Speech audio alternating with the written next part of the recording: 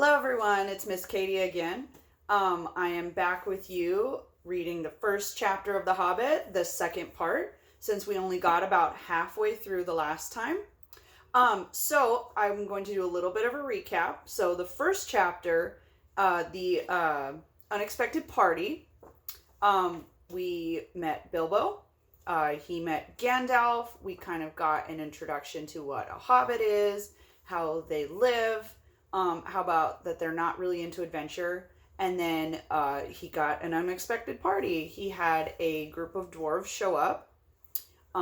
We talked about the songs that they sang. Tolkien uses a lot of songs in his writings and his stories. So the last that we were at the end of the Misty Mountain song. And if you did watch part one, I did link the two songs in the bottoms in the comment section. So if you're interested, you can go watch those from the movie. And I know a lot of you have watched the movies, and this book actually does follow the movies pretty fairly. So if you're interested after we're done doing the reading, you can absolutely go watch the movies. They are great. I'm a huge fan, as you can already tell. I changed up my display here a little bit. So we have some of the hobbits, and then we have this little print that says, "In a hole in the ground lived a hobbit." And if you remember from part one, that was the opening introduction. It's one of my favorite lines to a book. So I thought it'd be fun just to kind of switch it up. So I am going to start on part 2 of chapter 1. So this is immediately after Bilbo sits and listens to them sing the Misty Mountain song. As they sang, the hobbit, which is Bilbo, felt the love of beautiful things made by hands and by cunning and by magic moving through him, a fierce and jealous love, a desire in the heart of the dwarves. Then something tookish woke up inside him, and he wished to go and see the great mountains and hear the pine trees and the waterfalls and explore the caves and to wear a sword instead of a walking stick. He looked out the window. The stars were in the dark sky in the trees above. He thought of the jewels of the dwarves shining in the dark caverns. Suddenly, the wood beyond the water, a flame leapt up. Probably somebody lighting a wood fire. And he thought of plundering dragons settling in on his quiet hill and kindling it all to flames. He shuddered, and very quickly he was plain Mr. Baggins of Bag End, Underhill again. He got up, trembling. He had less than half a mind to fetch his lamp and more than half a mind to pretend to and go hide behind the beer barrels in the cellar and not come out again until all the dwarves had gone away. Suddenly, he found that the music and the singing had stopped, and they were all looking at him with his eyes shining in the dark. "Where are you going?" asked Thorin in a tone that seemed to show that he guessed both halves of the hobbit's mind. "What about a little light?" said Bilbo apologetically. "We like the dark," said all the dwarves. "Dark for dark business. There are many hours before dawn." "Hush," said Gandalf. "Let Thorin speak." And this is how Thorin began. "Gandalf, dwarves, and Mr. Baggins, we are met together in the house of our friend and fellow conspirator, this most excellent and audacious hobbit. May the hair on his toes never fall out. All praise to his wine and ale." He paused for a breath and a polite remark from the hobbit, but the compliments were quite lost on poor Bilbo Baggins, who was wagging his mouth in protest at being called audacious and, worst of all, a fellow conspirator. Though no noise came out, he was very flummoxed. So Thorin went on. "We met to discuss our plans, our ways, means, policy, and device. We shall soon, before the break of day, start on our long journey, a journey from which some of us, or perhaps all of us, except our friend and counselor, the ingenious wizard Gandalf, may never return. It is a solemn moment. Our object is, I take is all well known to us. To the estimable Mr. Baggins, and perhaps one or two of the younger dwarves, I think it should be right in naming Keely and Feely, for instance. The exact situation and moment may require a little brief explanation." This was Thorin's style. He was an important dwarf, And if he had been allowed, he would probably have gone on like this until he was out of breath, without telling anyone anything that was not already known. But he was rudely interrupted. Poor Bilbo couldn't bear it any longer. At may never return, a shriek began to come up inside of him, and very soon it burst out like the whistle from an engine coming out of a tunnel. All the dwarfs sprang up, knocking over the table. Gandalf struck a blue light at the end of his magic staff, and in the firework glare, the poor hobbit could be seen kneeling on the hearth rug, shaking like a jelly that was all melting. Then he fell flat on the floor and kept calling out, "Struck by lightning! Struck by lightning!" over and over again. And that was all they could get out of him for the longest time. So they took him and laid him on the way on the drawing room sofa with a drink at his elbow, and they went back to their dark business. "Excitable little fellow," Gandalf said as they sat down again.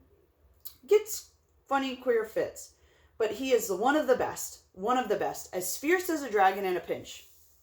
If you have ever seen a dragon in a pinch, you realize that this was only poetical exaggeration applied to any hobbit, even old Took's great-great-grand-uncle Bullroller, who was so huge for a hobbit that he could ride a horse. He charged the ranks of the goblins of Mount Graham in the Battle of the Green Fields and knocked their king Golfumbl's head clean off with a wooden club. It sailed 100 yards through the air and went down a rabbit hole, and in the way the battle was won, and the game of golf was invented all at the same moment. In the meanwhile, however, Bullroller's gentle descendant was reviving in the drawing room. After a while and a drink, he crept nervously to the door of the parlor. This is where he heard Gloin speaking, or some sort of snort, more or less like that. "Will he do it, you think? It is all very well for Gandalf to talk about this hobbit being fierce, but one shriek like that in a moment of excitement would be enough to wake the dragon and all of his relatives and kill the lot of us." "I think he sounded more like a fright than excitement. In fact, if it had not been for the sign on the door, I should have been sure that we had come to the wrong house. As soon as I clapped my eyes on the little fellow bobbing and puffing at the mat, I had my doubts. He looks more like a grocer than a burglar." Mr. Baggins turned the handle suddenly and went in. The Took side of him had won. He suddenly felt like he would go to bed and breakfast, he suddenly felt that he would go without bed and breakfast to be thought fierce. As for little fellow bobbing on the mat, it almost made him really fierce. Many a time afterwards, the Baggins part of him regretted what he did now, and he said to himself, "Bilbo, you were a fool, and you walked right in, and you put your foot in it." "Pardon me," he said, "if I had overheard words that you were saying. I don't pretend to understand what you are talking about, or your references to burglars, but I think that I am right in believing," this is what he called being on his dignity, "that you think I am no good. I will show you. I have no sign on my door. It was painted a week ago, and I am quite sure that you have come to the wrong house. As soon as I saw your funny faces on the doorstep, I had my doubts. But I will treat it as right one.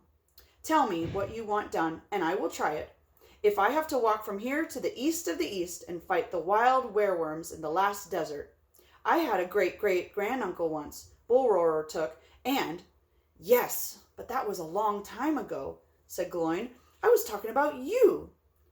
And I assure there is a mark on your door, the usual one of the trade, and used to be. Burglar wants a good job, plenty of excitement, and reasonable reward. That is how it is usually read. You can say expert treasure hunter instead of burglar if you like. Some like to do that. It's all the same to us. Gandalf told us there was a man of the sort in these parts looking for a job at once, and that he had arranged for us to meet here on Wednesday tea time." "Of course there is a mark," said Gandalf. "I put it there myself, and for good reason. You asked me to find a 14th man for your expedition, and I chose Mr. Baggins. Just let anyone say I chose the wrong man or the wrong house, and you can stop at 13 and have all the bad luck you like, or go back to digging coal." He scowled so angrily at Gloin that the dwarf huddled back in his chair, and when Bilbo tried to open his mouth to ask a question, He turned and frowned at him and stuck out his bushy eyebrows until Bilbo shut his mouth tight with a snap. "That's right," said Gandalf. "Let's have no more argument. I have chosen Mr. Baggins, and that ought to be enough for all of you. If I say he is a burglar he is, or will be when the time comes. There is a lot more in him than you guess, and a deal more than he has any idea of himself. You may, possibly, all live to thank me yet. Now, Bilbo, my boy, fetch the lamp, and let's have a light on this." The table, in the light of a big lamp with a red shade, he spread a piece of parchment rather like a map. "This was made by Thror, your grandfather, Thorin," in answer to the dwarves' excited questions. "It is a plan of the mountain." "I don't see how that'll be much help to us," said Thorin disappointingly after a glance. "I remember the mountain well enough and the lands about it, and I know where Mirkwood is and the withered hearth where the dragons breed." "But there is a dragon marked in red on the mountain," said Balin. "But it will be easy enough to find him without that if we ever arrive there." "There is one point you haven't noticed," said the wizard, "and that is the secret entrance. You see the rune on the west side and the hand pointing from all the other runes? That marks a hidden passage to the lower halls. Look at the map in the beginning of the book and you will see the runes in red." Now, I don't know what version of the book you have, but I have one that shows a map. However, this is a different copy, so mine actually doesn't show the red markings, but mine shows the Lonely Mountain right here. So there's no marking on mine, but it might be on your edition. It just depends on which edition of the book. Sometimes they don't really use them, but I'm thinking that it's supposed to be this right here. There's a rune marking. A rune was a type of, it's kind of a language. It's supposed to be the dwarfish language in this. So if your book has it, great. If not, you can also look it up. I don't have a full map of Middle Earth during this period, but if I can find it, I'll upload it down in the comments so you can look for it. "It may have been a secret once," said Thorin, "but how do we know it is a secret any longer? Old Smaug lives there long enough to find out anything there is to know about those caves." "He may, but he can't have used it for years and years. Why?" "Because it is too small. 5 feet high the door, and 3 feet may walk abreast, says the runes. But Smaug could not creep into a hole that size, not even if he was a young dragon. Certainly not after devouring so many of the dwarves and men at Dale." "It seems a great big hole to me," squeaked Bilbo, who had no experience of dragons and only of hobbit holes. He was getting excited and interested again, so he forgot to keep his mouth shut. He loved maps, and in the hall there hung a large one of the county road and all of his favorite walks marked on it in red ink. "How could such a large door be kept secret from everybody outside, apart from the dragon?" he asked. "He was only a little hobbit, if you must remember." "In lots of ways," said Gandalf. "But in what way this one has been hidden, we don't know without going to see. From what it says on the map, I should guess there's a closed door that has been made to look exactly like the side of the mountain. That is the usual dwarf method. I think that is right, isn't it?" Now that is a little bit of a hint towards Lord of the Rings, if any of you guys have read the books or seen the movie. When they go to the Mines of Moria, Gandalf has a door that he opens, and it's actually like a door on the side of the cliff that you can barely see. It's kind of like a trick with dwarves so that nobody gets into where they're going to. "Quite right," said Thorin.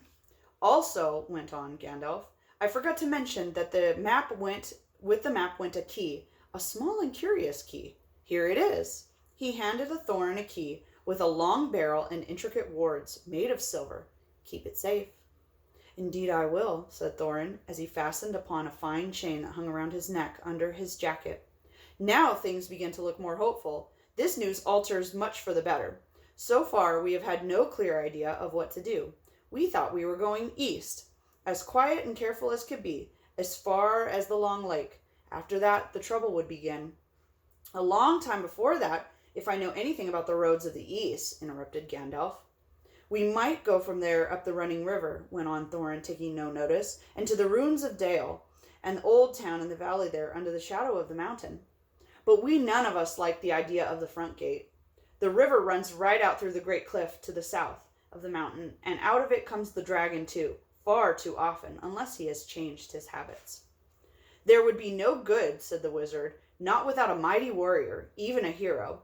I tried to find one, but warriors are busy fighting one another in distant lands, and in this neighborhood heroes are scarce, or simply not to be found.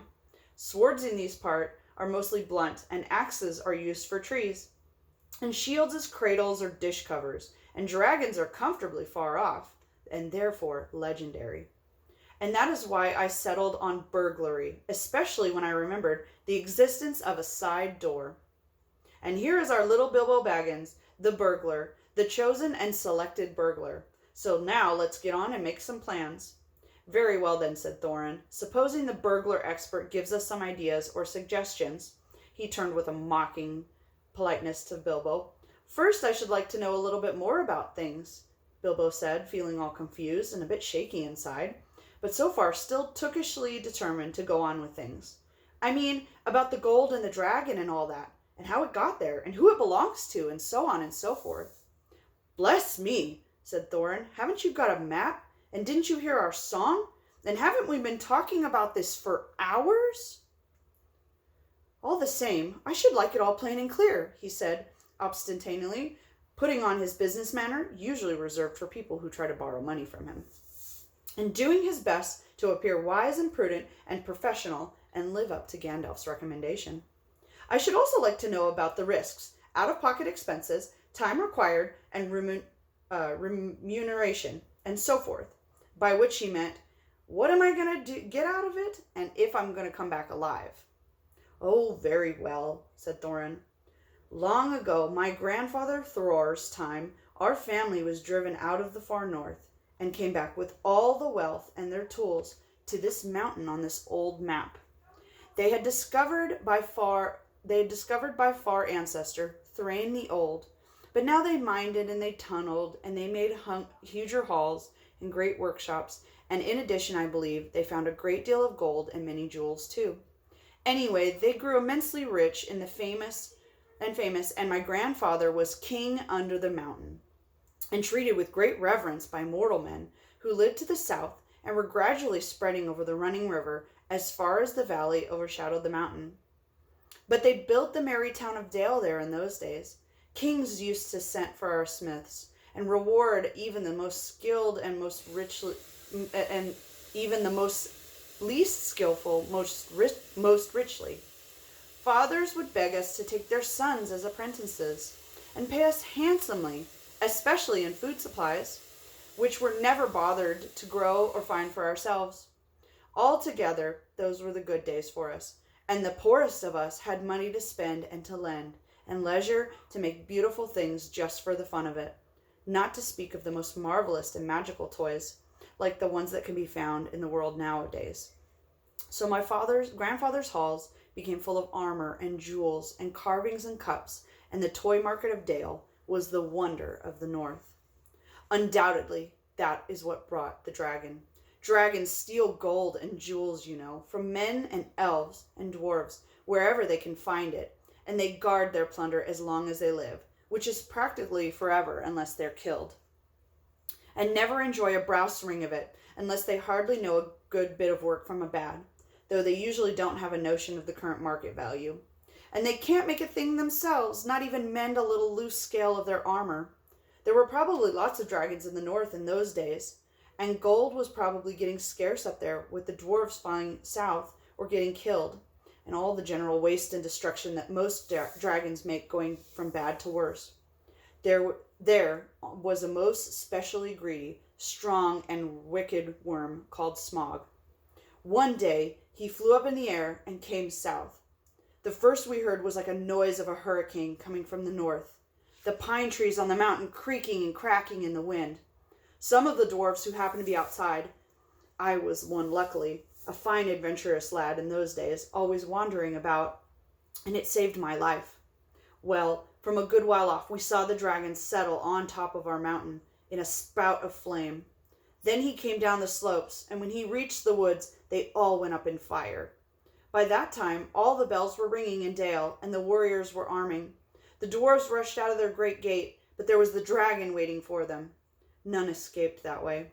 The river rushed up in a steam, and fog fell on Dale.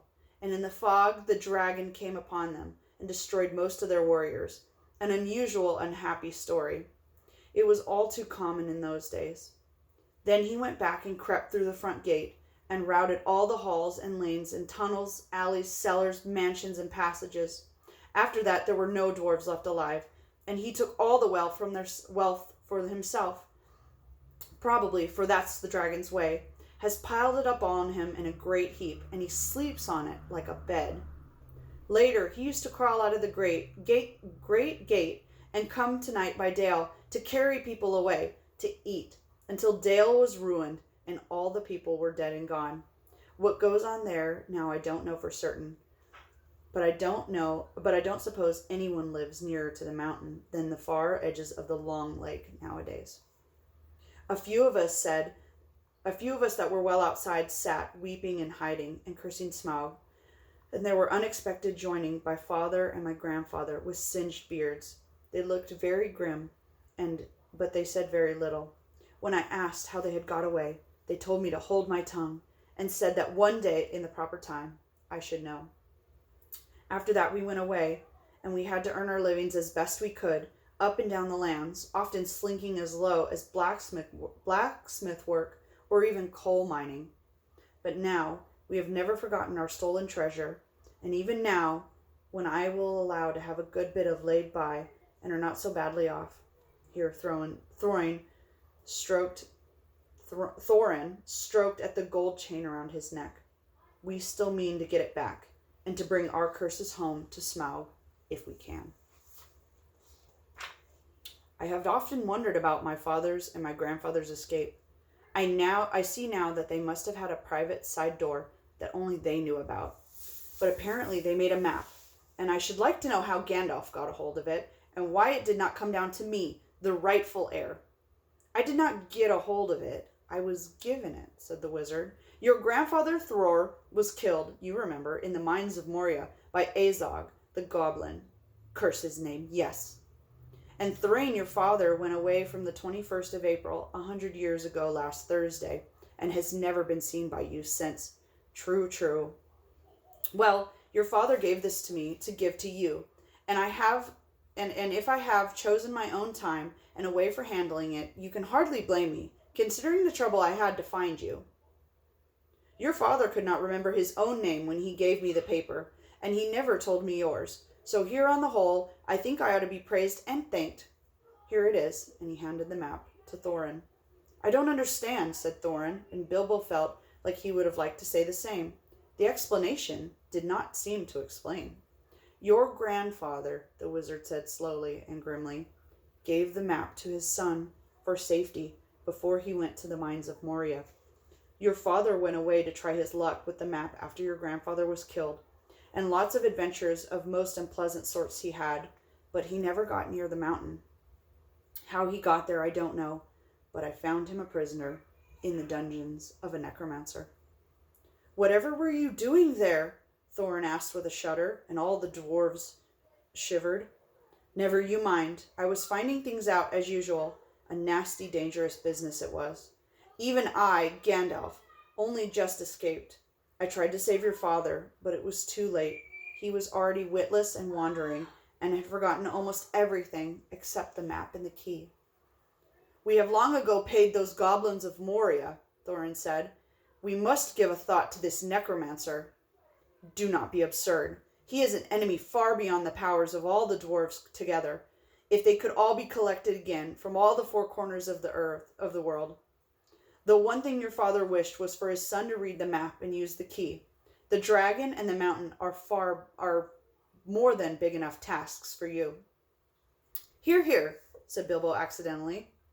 Hear what? They all said, turning towards him, and he was so flustered that he answered, Hear what I have to say. What's that? They asked. Well, I should say that you ought to go east and have a look round. After all, there is a side door, and dragons must sleep sometimes, I suppose. If you sit on the doorstep long enough, I dare say you will think of something. And well, Don't you know? I think we ought to have we have talked long enough for one night, if you see what I mean. What about bed and an early start and all that? I will give you a good breakfast before you go. Before we go? I suppose you mean? Asked Thorin. Aren't you the burglar? And isn't sitting on the doorstep your job, not to speak of getting inside the door? But I agree about bed and breakfast. I like 6 eggs with my ham, and when starting on a journey, fried, not poached, and mind that you don't break them. After all, the others had ordered their breakfast without so much as a please, which annoyed Bilbo very much. They all got up. The hobbits had to find room for all of them, and filled his spare rooms and made beds on chairs and sofas before he got them all stowed and went on to his own little bed, very tired and not altogether happy. One thing he did make his mind up about was not to bother to get up very early and cook for everybody else's wretched breakfast. His tookishness was wearing off, and he was now not so quite sure he wanted to go on a journey in the morning. As he lay in bed, he could still hear Thorin humming to himself in the best bedroom next to him.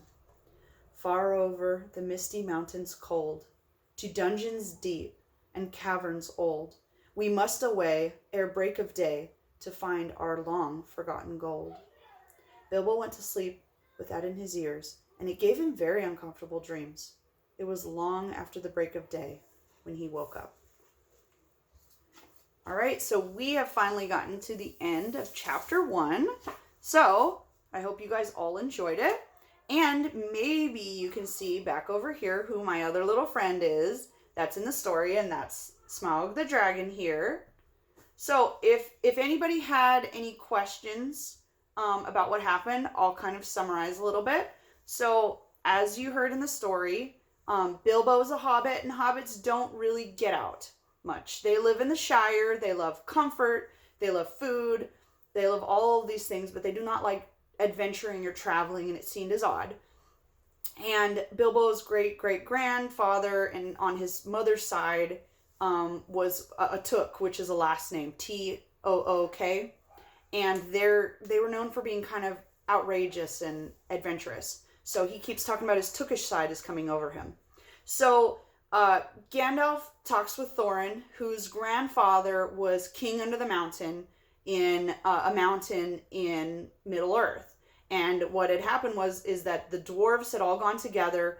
They had gotten rich from men buying all of their wares. Dwarves usually are smiths, so they make cups and they make jewelry. They make fine things. They mine the mountain. And so they were making all these fine things. They became incredibly rich. They had a huge store of gold. And gold in fantasy books, if you guys don't know, attracts dragons. Dragons love gold. So the dragon Smaug, this guy, he attacked the mountain and drove everyone out. So the dwarves that did survive now were homeless, basically. And this was a long time ago, because dwarves live a long time. So Thorin and his party of 13 is trying to go back to the mountain to see if they can, see if Smaug still lives, and that if they can retrieve some of their gold or maybe kick him out. They're not totally sure. And Gandalf is the one who says, you need a burglar. And it becomes a bit more important as the story goes on. If any of you have seen the movie, like I've said a few times, you guys know what happens, but it's still kind of fun to experience it. So we are done with chapter 1. The next chapter and the chapter after that, I kind of looked ahead, are a bit shorter. So hopefully the next time that I make a video, it'll just be chapter 2. Thank you guys for joining me again. I really miss seeing you guys at the library, and I really hope that maybe we'll be back, and maybe I'll be able to read Hobbit with you guys in person instead of you guys coming into my home. It's kind of fun, but it's also a little sad. So thank you again for checking in, and I hope you guys are all doing well. Bye.